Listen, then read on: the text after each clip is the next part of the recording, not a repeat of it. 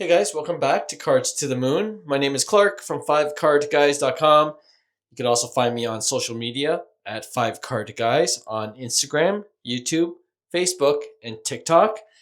Okay, I think this is my first cold open in our podcast history, and that's because I'm still in Japan. I'm not going to lie. Each day we've had a jam-packed schedule, doing a lot of fun things with the family, and just enjoying time away together. But that leaves little time to record for the pod. Still, I wanted to get a fresh intro out there for you guys. And like I said in the intro on Tuesday's episode, I do have a recap episode coming, hopefully for next week when I'm back home in Toronto, back on Eastern time, which I'm more familiar with. But in the meantime, just a heads up, I did a super quick IG reel and YouTube short on my visit to Mint card store in Japan. And I'm going to try to do one for my visit to Hobby Korea in Seoul as well, sometime over the weekend, I hope. So please visit any of my social media handles and look out for that. I'll include all the links in the show notes below.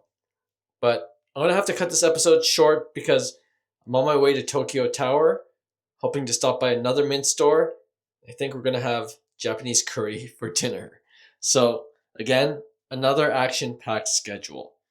Oh, I almost forgot to mention, I went to this crazy chain store, and if you've been to Japan, you probably know what I'm talking about. It's called Don Quixote. I think that's how you pronounce it. And they sell pretty much everything. And I saw that they had some Topps Chrome and Topps Finest and a special Japan edition pack of Topps baseball cards. So I had to pick up a pack each, and I'll rip those while I'm here. And we'll try to put that up on social as well. And you can see if I got any hits from retail packs in Japan. Okay, that's it for me for now. But I wanted to replay one of my favorite episodes from season 5, which was last season. And it was actually the premiere episode that season. And it featured two of my longtime friends and original members of 5 Card Guys. They're not in the hobby as much anymore, but they had a really cool story about a Juan Soto first Bowman Chrome orange refractor autograph card that they actually pulled, and I helped them sell via Golden Auctions for a pretty nice price. Here's that episode for you guys if you haven't heard it already last season. Okay, enjoy, and I'll talk to you guys soon. You're listening to Cards to the Moon, a podcast about trading cards from both a collector and investor perspective. We hope you'll stick around for the ride as we take a deep dive into the state of the hobby, share some hot takes, hopefully some useful advice, and fun stories along the way. All right, welcome back to Cards to the Moon. My name is Clark from 5cardguys.com, and you can also find me at 5cardguys on Instagram and on YouTube. This is episode 262 and the first episode of 2025. It also happens to be the first episode of season 5 of the podcast, and since this podcast is produced by 5 Card Guys, you see what I did there? I thought we could start this year with a special episode talking about how 5 Card Guys got started. Now, my regular podcast co-hosts, Hyung and John, aren't with me today, but I got a couple of special guests to help me out specifically for this episode because they are two of the original 5 guys that started 5 Card Guys with me about 8 or 9 years ago now. Hard to believe. So David and Kosa, welcome to the podcast. Thanks for having me. Thanks for having us. It's a long time coming, and I'm glad we could do this to kick off season 5, so I'm really excited about it. But I'm going to tease something real quick right off the top, and I promise we'll get into it later in this episode. But David and Kosa are also the two friends I've talked about on this pod before who sold their Juan Soto orange refractor rookie autograph card for $144,000 US, which was a fun and crazy and insane story of how all of that happened. But let's start from the beginning with how we got together to start 5 Card Guys, and we'll end with why you guys both deserted me in the end. And But okay, so if I recall correctly, and please correct me if I'm wrong, I got back into sports cards after randomly reading a blog. This is me personally. And I think I started talking to you guys about it, whether it was at church or whenever we hung out back in the early days. And along with a couple of our friends, which makes 5 of us, hence the name. So I remember talking to you guys about starting a sports card website with, the hopes of monetizing it one day. But that kind of evolved into us just buying hobby boxes together because we wanted to split the cost and see if we got any hits, right? So does that sound about right to you guys? I know there's a lot of other details, but what do you guys remember about when we first met? I do remember that. Like, I remember us just wanting to get into baseball cards, or I don't even know if it was just baseball cards, but I think at that time it was just baseball cards. It started with baseball cards. Yeah. And then I do remember, like, you did talk about a website, and there was an actual website at that time, and you guys were just writing articles on different cards. And but yeah, and then we eventually went into the box breaking. We pooled in our money, and then it just ended up hoping to hit some good cards. And then you, obviously, Clark, was the one who would like go online and check the prices and see if there's any values, any good hits. And I think that's how it all started. And we would just kind of meet up periodically. Every couple months or so. Yeah. I don't know. What do you remember? Yeah, I mean, for me, my interest was, I like the idea of investing in these trading cards. And it was definitely a hobby, but then there was also the intrigue of actually, making money and flipping. That was the part that I liked, that drew me into this whole area, is being able to see if we could, buy a card, hold it. It's basically speculation, right. But you hope that this player or this prospect will, do something significant, and you're able to capitalize. Yes. At the right moment. So I remember there were a few cards that, aside from the box breaking, there were a few cards that we actually bought through, I guess, auctions like eBay. Yep. One that comes to mind was the Bregman. Alex Bregman. Yeah, right. Right? Yeah. And then I think we also got a green refractor of Dansby Swanson. Oh, yes. That was our first flip. That was our first one. Yeah. Did we make any money on that? I don't remember. We did. Remember, though, on our first break, what was that picture that we got? The pitcher. Remember, we named our chat group after him. Oh, like David Hess. David Hess. So originally, it wasn't 5 Card Guys. It was the David Hess Sports Club, right? People listening to this right now, it's like, who the heck is David Hess? Exactly. He didn't work out, okay? But it was a blue refractor. Yeah. Right? Number to 150. Blue refractors are still number to 150. We're like, oh, if this guy turns out, to be a real pro, we're going to make money. Oh, I just kept remembering, like, always trying to check his stats, see how he's doing, and then he got blown out every game.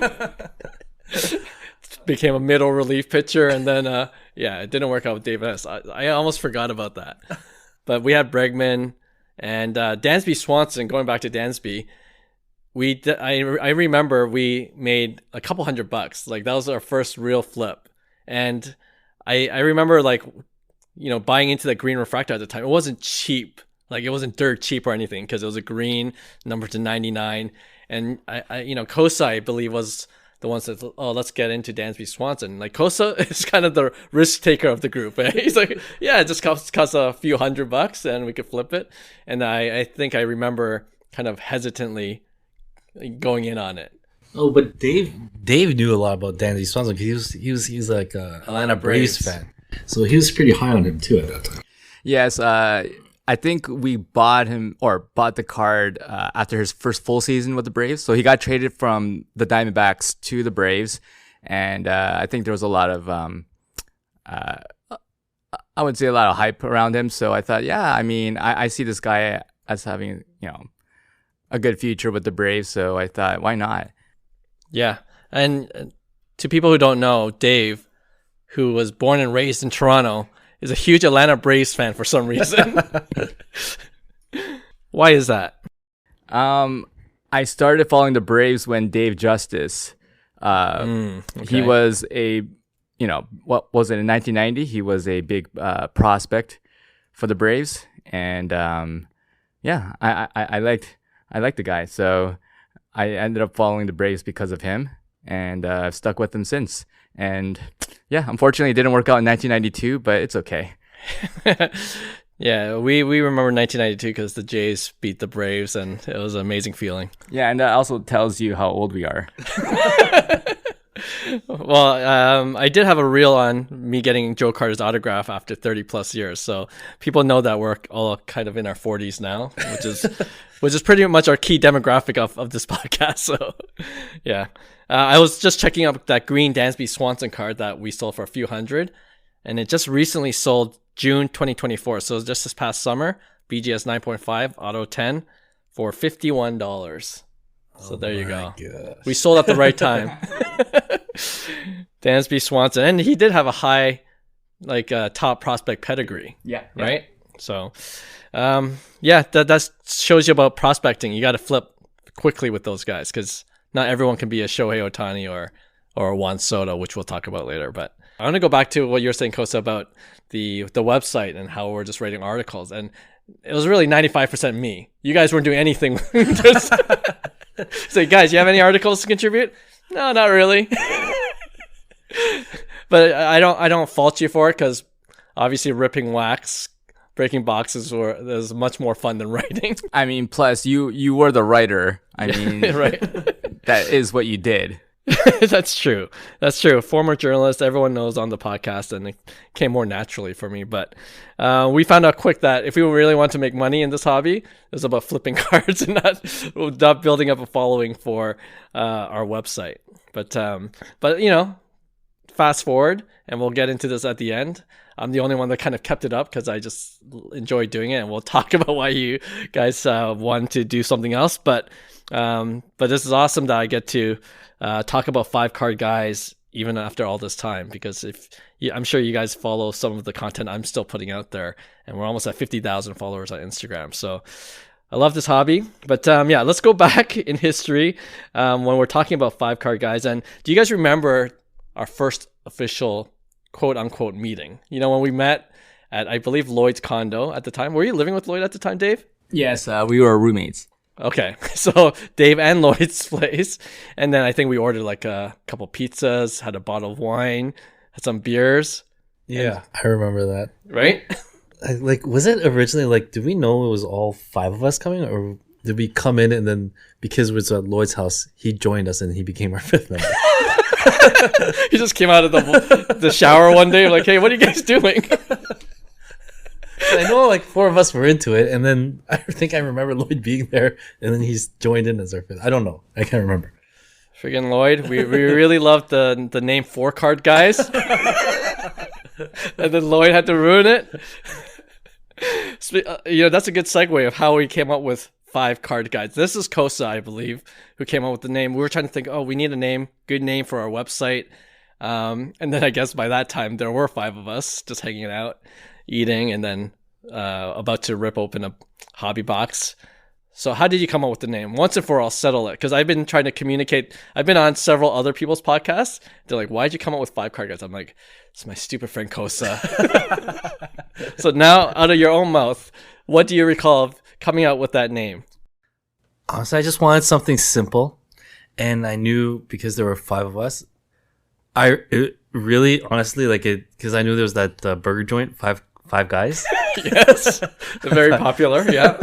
Why don't we just do 5-card guys? It's simple, it's catchy, and I think it'll catch on. So then that's what I used, and then that's kind of where I figured, it would hit. I didn't think it would actually be that great, but then you guys all agreed with it, and then here we are. Just a simple story like that. And if you don't know Kosa, he always comes up with jokes and thinks that everything is funny that we kind of politely laugh at. But then I think really none of us could think of anything better, so we just went with it. And there you go. There's the story once and for all, how we came up with 5-card guys.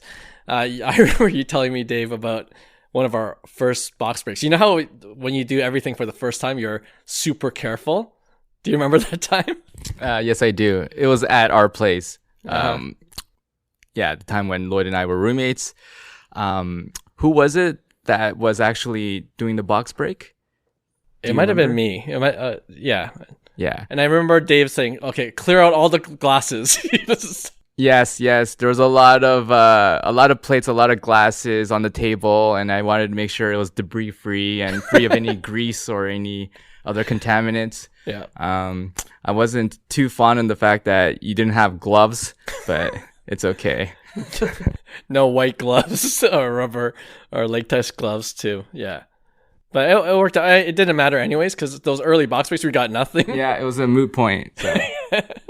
Yeah, it was nothing good came out of those early box breaks. And you know what? Something's never changed, because I still haven't really gotten a major hit out of these stupid boxes. The only thing that's changed is that these boxes cost 3 times as what it did when we first started 8 or 9 years ago. I'm sure, even though you guys haven't been in the hobby day to day, like everything else in this world, everything is going up in price. And that includes sports cards. Okay, so we talked about our group name, and that's when I started all the social media accounts for 5 Card Guys. And I know you guys didn't really care about that, so I just kind of, in the hopes of monetizing our website, trying to get our name out there. Just a quick backstory. I had a Twitter account, which I kind of converted into 5 Card Guys, because I had a few thousand followers on that account. I'm like, oh, might as well just use this for our sports card. And I think I had like 3,000 followers on Twitter. I'm like, oh, this is pretty good. And right now on Twitter, I have about 3,000 followers. It hasn't grown at all. But then, everyone was really getting into Instagram too at the time. Like it was, 10 years ago, right? Almost 10 years ago. And Instagram is not as big as it is now. Obviously, it's a global phenomenon. And I just started to put up my own cards up on the 5 Card Guys Instagram account that I created. And it began with like some of the cards I owned, which wasn't a lot. And then it segued into some of the cards I wanted to get. And then I ran out of ideas for that. And then I started to see, oh, let's look up on eBay. What are these high-end cards that people are selling for? And that's pretty much how 5 Card Guys got started, where I could post daily. And I've been doing that for about 7-8 years without skipping a day, which is kind of crazy. And then it's become, reels and videos. And I've been trying to build up that content. And Instagram is the social media account that's by far grown the largest with, like I said earlier, we're closing in on 50,000, hopefully by 2025. You guys surprised at all about the growth of 5 Card Guys? What do you guys think when I was like starting to just kind of grow that account? Me, not really. I mean, really, you were the one who kind of spearheaded this whole group, and I mean, you are a hobbyist even prior to us coming together. So, and for sure, I mean, you had done most of the research, with collectibles, and so, I mean, I'm not surprised that you've grown it to what it is today. And you're with your journalism background and your knowledge of social media, it's great seeing what it's developed into today, and I'm proud of you. Appreciate it. Yeah, I think I remember you talking about it and what you started to do, and I think you are the type of person that is very diligent and consistent, and well, for me, I easily give up. Right? I'll have ideas, but then you're good at execution and just keeping up with consistency. I think that was the key with everything, because you would do it every single day, and then every week when we were talking about it at church, like, oh yeah, like I can see you actually start building up and start getting more and more exciting. Yeah, I remember that. Yeah, no, I appreciate that. But I like what Kosa mentioned. He does give up easily on a lot of things, but he starts a million things too, which is, which kind of works out for, one of them's got to hit. that's Kosa's philosophy. And, he's done well with that in his life. But early on, us going together, I think that was key for me too. Like if I just had started by myself, I don't know if I would have kept it up as long as I did. And I think you guys, the 5 of us at least, have stuck with it for at least the first 2 or 3 years. And that was kind of fun to do. And especially I tell people on other podcasts when they ask me about the 5 Card Guys or origin story. And we actually started before the pandemic. Like everything really blew up during the pandemic, but we started like maybe a year or two before, and then in year 3, I think everything kind of blew up. So with 5 Card Guys, at least we had that kind of running start. Within the 2-3 years, I want to talk about this too. We've done several box breaks by that time, and then 2018 was the Shohei year. When we first began to realize this global phenomenon, and fast forward to now, 50-50 season, and all his cards are continuing to go up. But then early on, we're into the Shohei chase because now, I don't know if you guys know, but for every major new release, there are bounties for like the top cards. So anyone that can hit whatever the top chase is, there's someone giving a bounty of like 6 figures. So there's a Football Prism release right now, and Jaden Daniels is the top rookie QB. Alexis Ohanian, who started Reddit, he just recently put out a video putting a $200,000 bounty on anyone that hits that card. But Shohei, that there was a superfractor, which is a 1 of 1, and that's what we were chasing.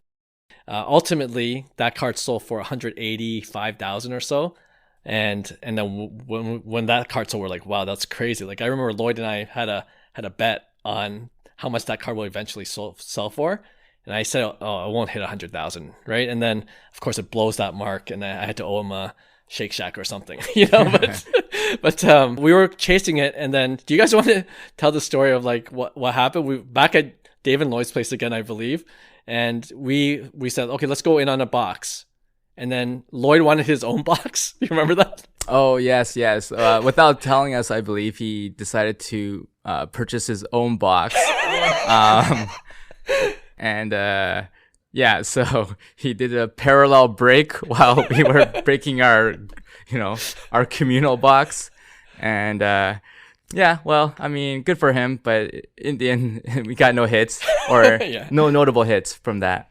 I remember though, and Costa could talk to this, but there are 2 boxes, and then Lloyd was like, okay, you guys, you choose the box that you guys want to break together, and I'll take the other box. And then we're like, no, we don't want to be the guy that chose the wrong box, and the Shohei Ohtani Superfractor is in that box that we didn't choose.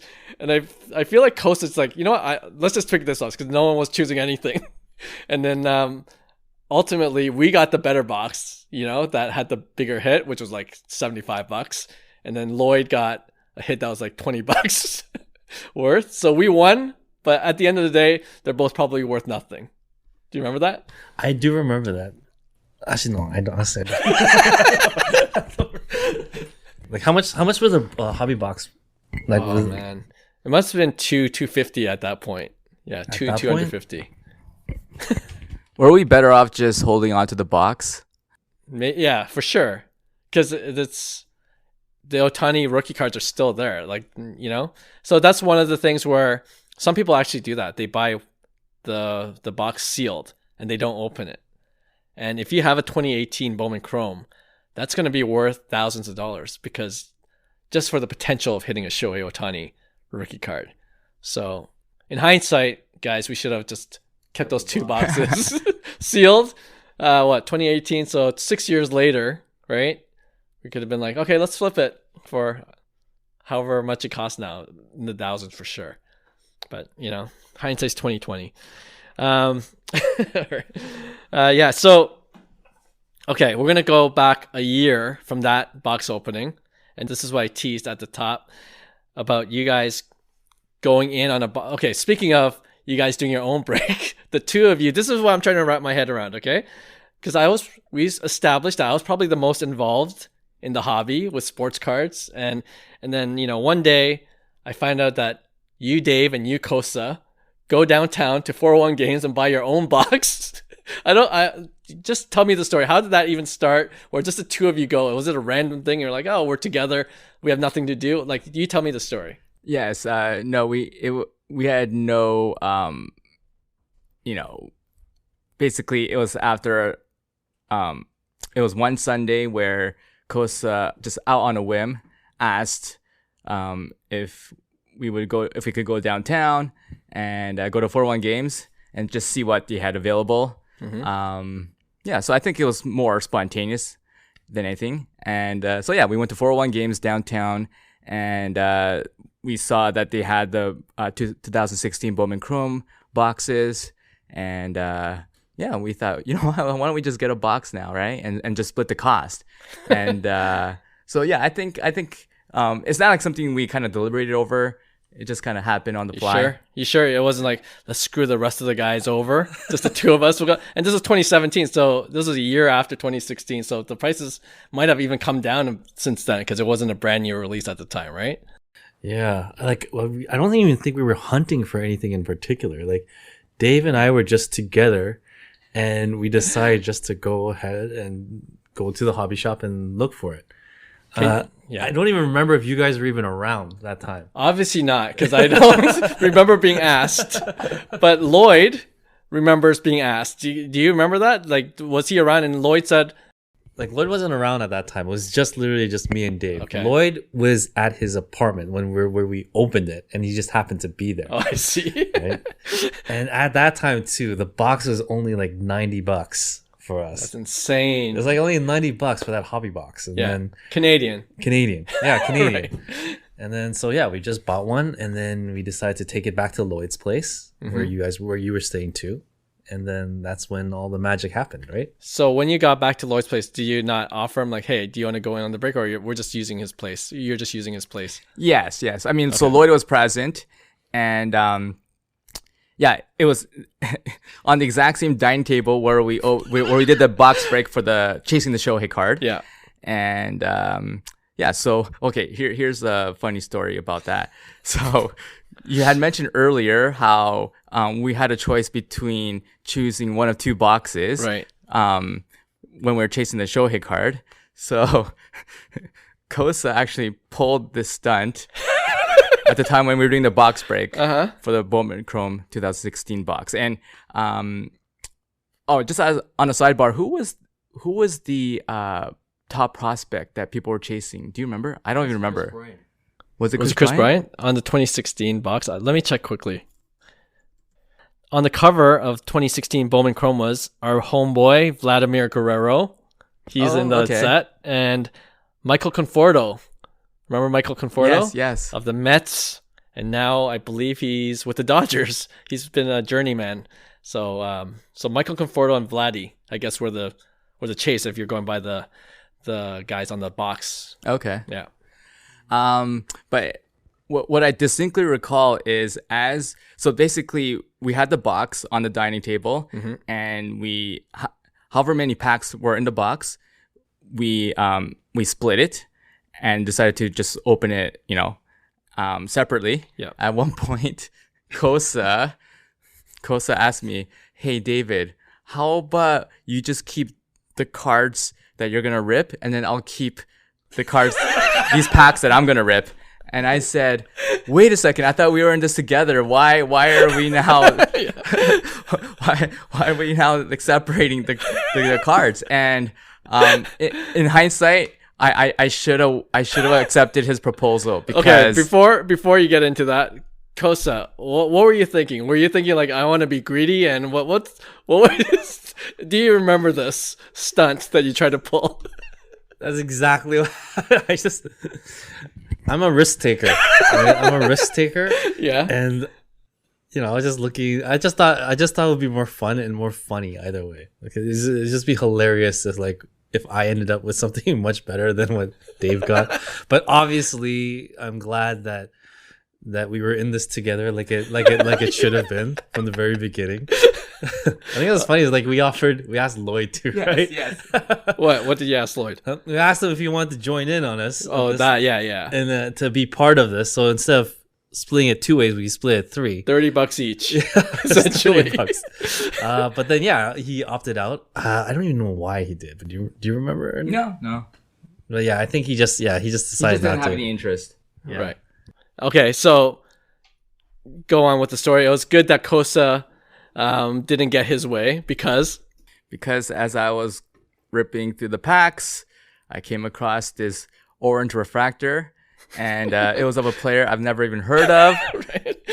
And of course, Kosa's never heard of this guy either. Yes. And we were just genuinely excited that we got an autograph card. Right. And even if it was someone that we never heard of, but right away Kosa starts to Google him, Yeah. and he found out doing his search that this guy was a top prospect for the Nationals. Right. 17 years old at the time, I believe. Yes. 17 years old. And for people who don't know, we're talking about Juan Soto, who just signed a $765 million contract with the New York Mets, highest in sports history right now. But yeah, so what did you remember of that, Kosa, when you hit Juan Soto? Well, yeah, I mean, obviously, yeah, I didn't know who Juan Soto was at the time. I think I was just really excited to get an orange refractor, Right. Because there's only like 25 of those. Yeah. And as soon as I saw the name, I just remember just going through my phone and just looking up his history, his stats, or anything about him, and then everything I read just looked extremely positive. I'm sure they do this for all prospects, but at that time, because he's only 17 years old, Yes. like I wasn't even sure if he was drafted, but I think I remember he had a contract at 17-year-olds for like maybe a couple $1 million from the Washington. And I was like, if they're willing to pay this guy that much money, it must be like really good. Right. At least that was just what was going through my mind. And then sure enough, like, fast forward, every time as soon as he made his MLB debut, Yeah. I started following him since then. And like while we were tracking, I remember there were a couple times when his card just started gaining more momentum. Right. And that was the time when Dave was like, let's sell it. I was like, but me, I'm a holder. Right? Like, why sell unless you actually need the money? It's like none of us were going broke at the time. So, Right. why not see what happens? And then anyways, that's always going to be my attitude. Like I'm always like a long-term holder. Yeah. But yeah, I just remember just being exciting. Just seeing his baseball stats like go up and up every single day. Because you didn't have to wait long because he was pretty phenomenal early on. A lot of these young guys, especially as teenagers, like you were saying, they have all the potential in the world. And most of them don't live up to their potential. But Juan Soto won a World Series when he was 19, I think, Yeah. And, he started to build up accolades. And obviously we know now he's in his mid-20s and he has so many more awards and his stats are incredible. But yeah. Yeah. And I think they fast-tracked him from single A all the way to the majors. Or I remember he did skip. Yeah. Like I don't think quick. he had to go through all the different, stages to end up in the majors. And I'm not even sure what was the reason. Do you guys remember the reason why they called him up that early? Was it due to an injury? It's always the case. Probably. It was probably Harper, right? It was, it was a Harper injury back in the day. Yeah. But that national team was loaded too, right? When they won the World Series. But yeah, you're saying, Kosa, that Dave wanted to sell early on. And do you remember, like, when you're tracking his prices, at what point Dave says, "Okay, let's sell at this price"? Like, do you remember that? So I think there were like a few times. So the first time was when it was at $3,000. Like he wanted to sell it for $3,000. Which is a good very chunk. early. That was very early. But because it was an orange refractor. I mean, hindsight's 20/20. But if you bought a box for $90 and you're flipping over $3,000, that's a good flip. Yeah, but in my mind, I was like, it's only $3,000.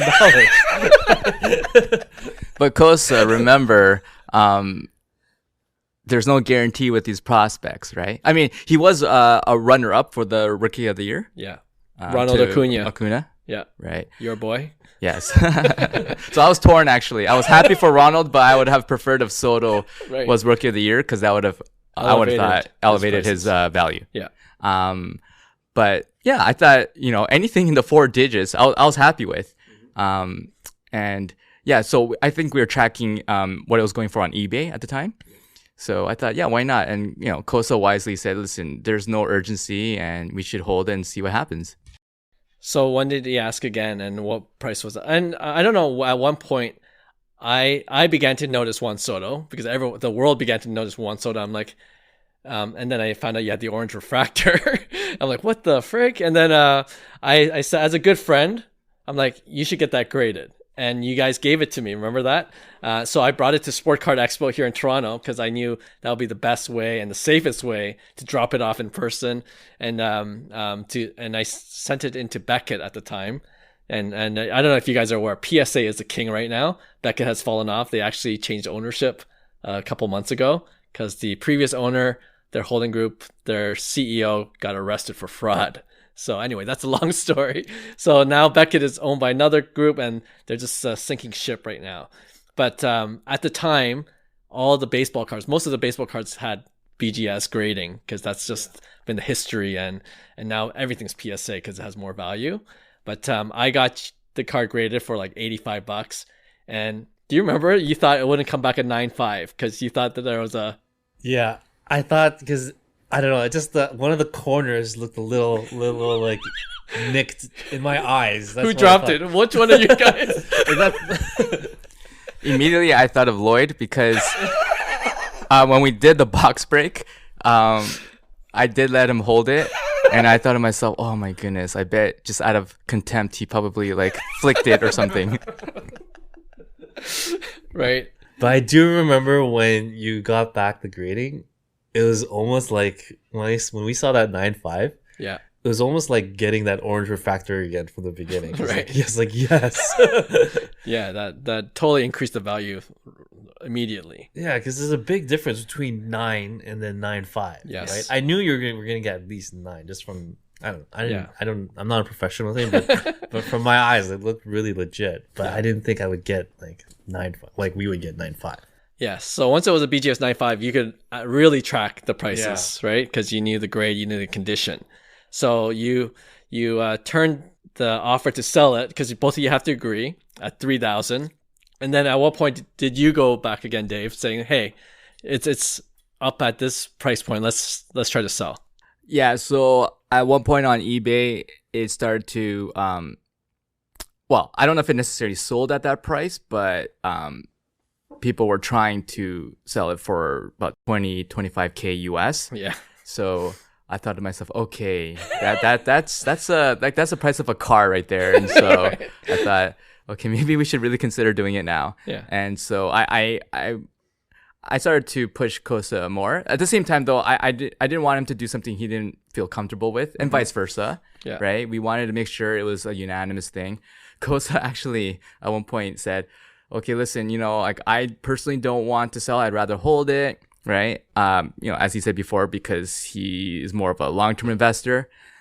But in my mind, I thought, well, we don't know. Like, this guy could get injured. He could suddenly be, he can be involved in some kind of scandal, and that could affect, his, Wander Franco. Yes. Yeah. So I mean, I was a little nervous because I thought maybe this is the best price we will get for him, and I knew the guy had potential, and there was nothing. And the good thing about Soto is that he's a very consistent hitter. Yes. So I mean, Still is. yes, and he didn't seem like someone who was very injury prone to me. So I mean, those are things that were, and that's the biggest fear when you have a card of a prospect, and then, unfortunately, like Ronald Acuna, right, with the ACL issue. Yes, right. So it could happen to anyone. For sure. And I mean, 25,000 is a chump change. So at that point, Kosa, were you like, okay, yeah, maybe? Or were you like, let's hold a little longer? No, I wanted to hold. You know why? Because he was on a good team too. And Right. I was like, if this guy just wins, like, if he wins like Rookie of the Year or like the MVP, he needed to win a title. He needed one accolade. Yeah. Right. And sure enough, like I was waiting. If this guy wins the World Series, then Which he did. this is a legitimate card. Yeah. Right. And I thought long term, like, man, this could be like the next Mike Trout. Right. Right? At the time. This could be like a Mike Trout card. Like it could be that high. And then I just wanted to hold it. But at the same time, like I would have been fine if he was really adamant about selling it too. I don't know what changed his mind or something. Like why you decided like not to do it. Is it, like because I said I think I said I was like fine, whatever you want to do, like I'm okay with it. But And then David said he was okay holding for a little longer. Yeah. So at that point, I think the card was in Kosa's possession, Okay. and then So after it was Oh, graded, right. So Clark. I gave it to Kosa. Yeah. Yes. So Kosa was the custodian, and then he gave it to you to get it graded. Yeah. And then at one point, I believe it was in your home, Clark, for some time. That's correct. And I was a little nervous about that. I thought to myself, oh, he better not be like displaying this like, in his living room or something. And anyway, and I remember when it got to the 5 figures, right? I politely asked you, do you think I can get that card from you? And so at one point you gave the card to me and I threw it into my safety deposit box. Did you? Yes. Okay. And I'm trying to remember what happened next because, there was a point where you were okay with selling it because you asked me if I could list it on eBay and kind of take care of the selling part because I was, at that point I wasn't selling 5-figure cards, but I was selling $1,000, $2,000 cards. And even I was uncomfortable. I was like, I had to ask eBay to increase my selling limit because if I want to list for a higher price, you have to go ask them to lift that limit. And then I did. And I was just kind of doing my own research because I didn't want to like make a big mistake, especially with your card, And at the time, Golden was becoming a thing. Like they had that auction house and you guys didn't know anything about Golden, right? No, you brought it up to us. Okay, I brought it up to you. Yeah, I'm like, there's this company, Golden Auctions. They're becoming a bigger name. And this is before, of course, the Netflix series. What was it called again? Ken Golden, his show. King of Collectibles? King of Collectibles, yes. Season 1 and Season 2. So this was all before then. And I remember reaching out to, first you guys saying, hey, I think this is a better option because they'll have more eyes on it.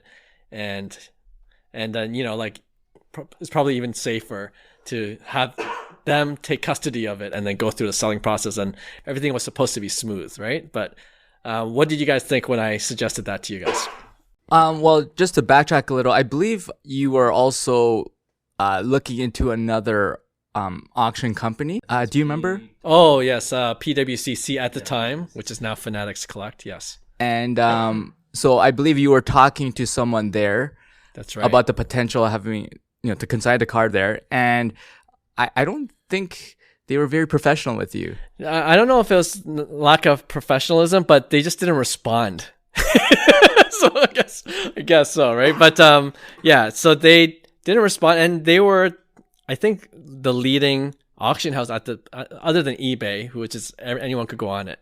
And then Golden, shout out to Golden.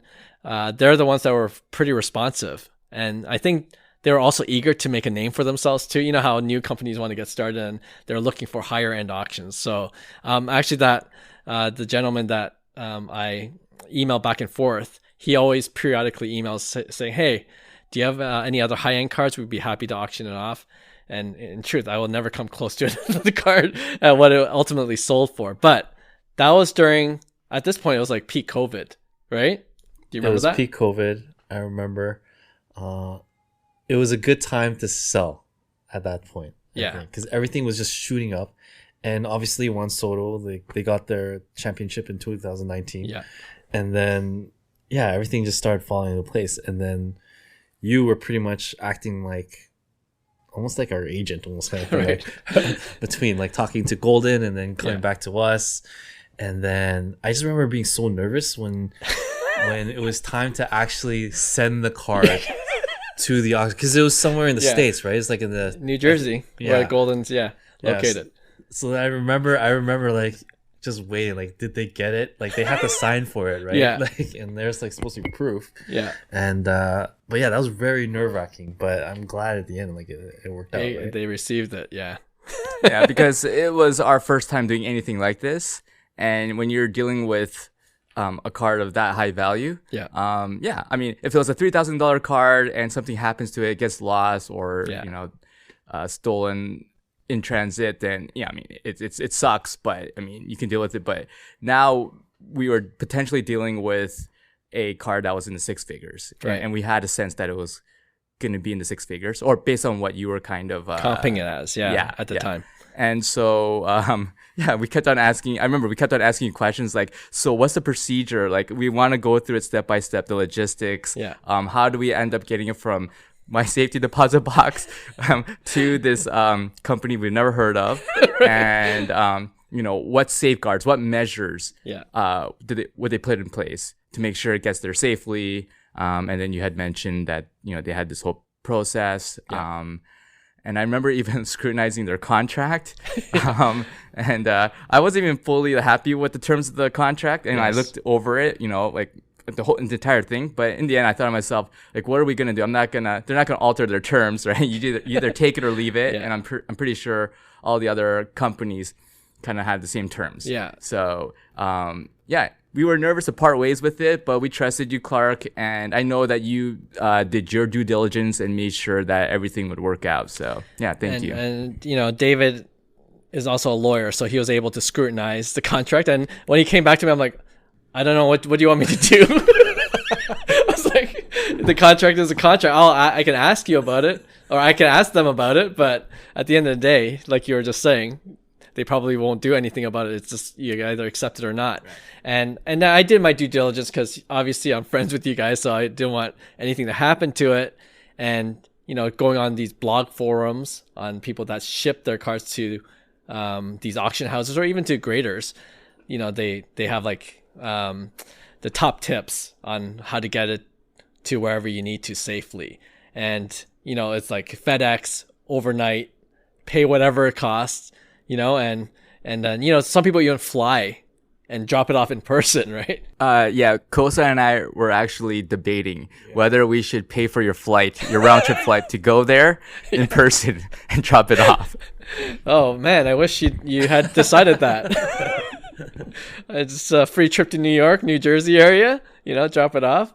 But it's funny because I was really nervous too. So while I was packaging it, I'm like recording everything and, every angle, just so in case, something happens at FedEx, if it gets lost or if it gets stolen, I have proof. And even looking at insurance and, it was early on too, like cards being this much, there's not a lot of insurance policies out there. I think there's more now, obviously, because there's more high end cards out there and there have been unfortunate cases of cards being stolen. Yeah. So it's a real thing, but for the most part, if you do FedEx overnight, it'll get there safely. And I remember, it was a couple $100 and just tracking it every day too, just like you guys. Yeah. Clark, do we ever reimburse you for those costs? Or yes, David gave me a nice little commission, but yeah, no, it worked out because when I checked and they received it and they signed it. It's kind of like, I think it was a collective sigh of relief, right? Yeah. It's like it was in their hands. Yeah. And then it was like a month before it actually goes up on auction. So we had a month to just like wait for. Yeah. Right? Do you remember that time? I remember the waiting. Yeah. And then do you guys remember the night it went up for auction or the night the auction was going to end? So when it was live on the auction. Yeah. I forgot what the period is. Was it like how long before the auction ends? It's about I feel like it's just a week or no, it might have been an lead auction, so it's like a month. Yes, about a month. So the first time, when it first listed, I think it was listed for what? Was it 15,000? 10,000 to start. Yes, 10,000 to start, and there was like no traction. I remember there was like zero traction. I remember being just, so this guy's only betting like $15,000. Yeah. Like it's worth way more than that. I'm like, oh man, this is a bad decision. But obviously, because like this is our first time doing it, but yeah, it was just I just remember being very slow from the get go. And I think that's standard, right? If you watch The King of Collectibles on Netflix, all the auctions are like, everyone's just like you guys. They're so nervous. Like, why isn't anyone bidding early on? And all the action happens at the last hour because everyone wants to like outbid everyone and not show their hand essentially too early, right? But yeah, so Dave, you tell me what you were thinking during the last night of the auction as it started to ramp up on the last few hours. Right. So you we had a viewing party, right? The three of us on Zoom. Yeah, I remember that. Yeah. From our respective homes, and I remember my wife was there as well. Glued to the website. Yeah. And yeah, it was very exciting. Yeah, in the final hours leading to the, I guess, the cutoff time. Yeah. Whenever that was, we start to really see the escalation of prices. Yeah. And we got the sense that it was basically down to two people or two individuals, right? Yeah. Who were kind of like, trying to outbid each other. And I have a question. If you're a prospective buyer on that auction site, can you set like, can you automate the bids in such a way that, if a bid comes through, then you can. You can. Oh, you can. You can do that on eBay as well. Like, so you set your upper limit.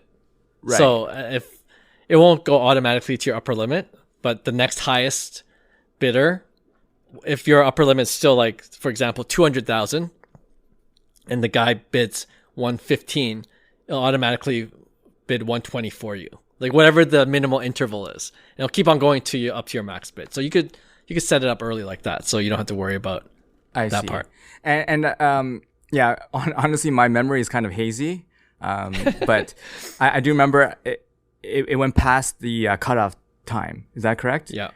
What is that period called? Where extended bidding. Extended bidding. Yes. Okay, and that's really when things start to people really were escalate. Serious about yes, it. Yes. Start.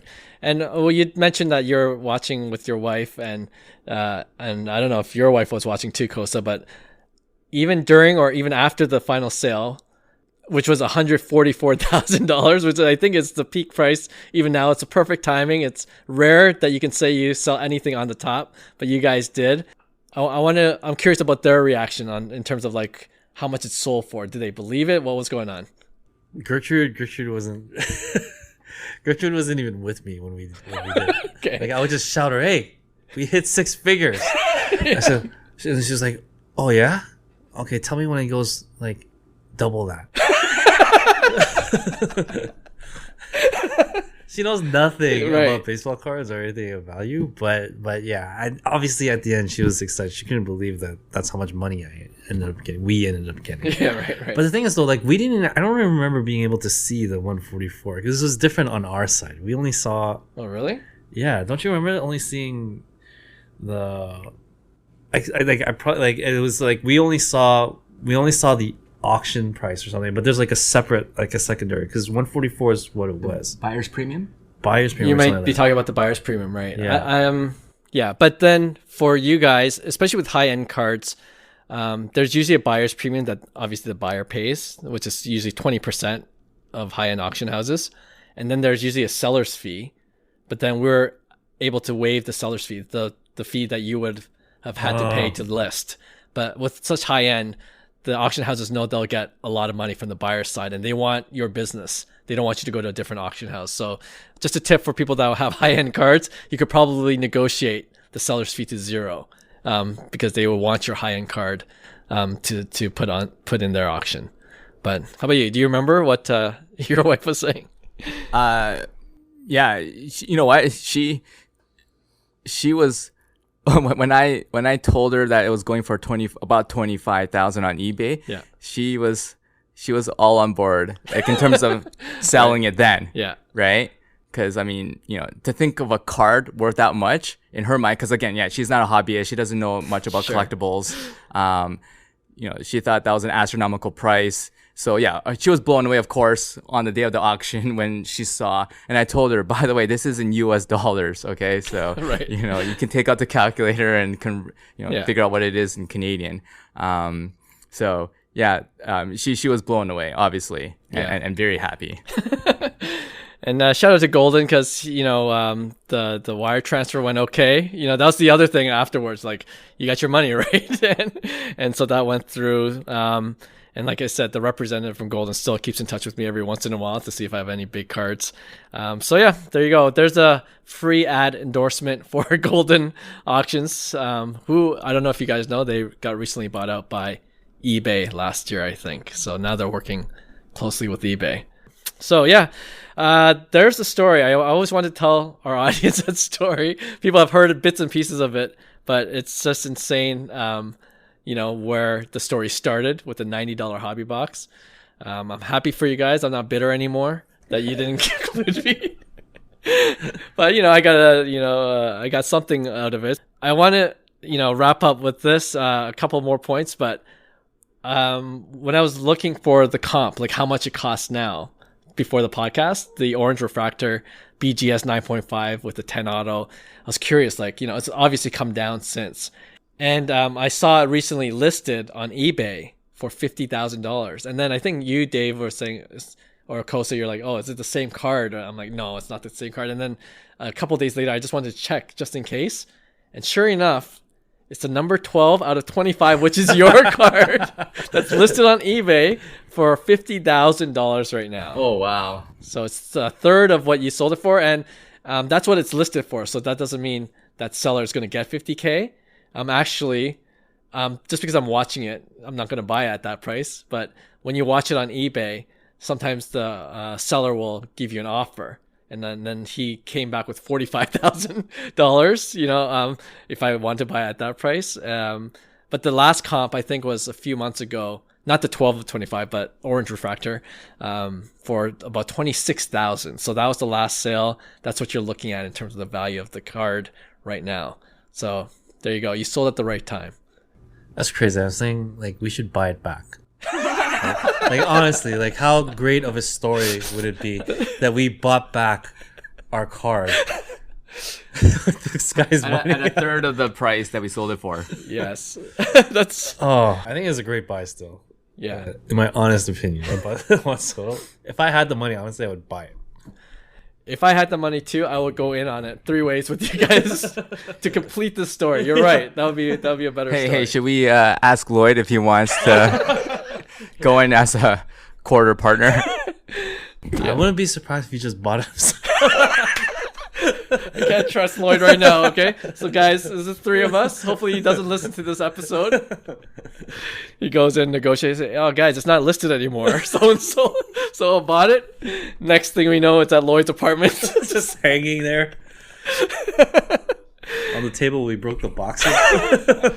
You know what? That'll be a poetic ending to this story. Last question for you guys. I had a great time catching up and reminiscing about 5 card guys and the Juan Soto story, of course. But why did you guys leave me?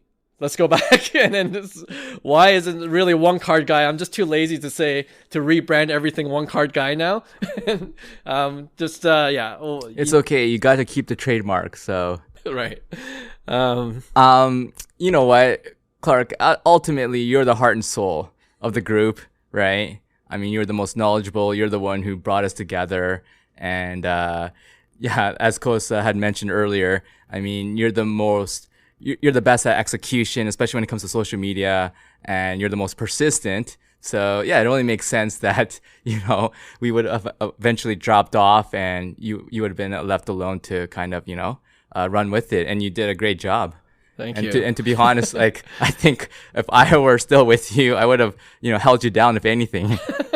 Well, and, just with Dave, we're still looking for Connor McDavid future watch. So you're not completely out of the game. I know we're looking for a nice McDavid rookie auto card. So we have that still. We're looking for a good price with that.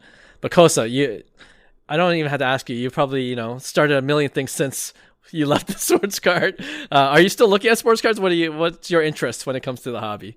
Yeah, I haven't really looked into sports cards ever since we left that period. And honestly, I had no idea that it would blow up as fast and as much as it did within like 3 years after. Yeah. But yeah, I just all credit goes to really you, Clark. I didn't think it would go this far, and just really not much. Honestly, there's not even much that I can contribute to, like in this thing.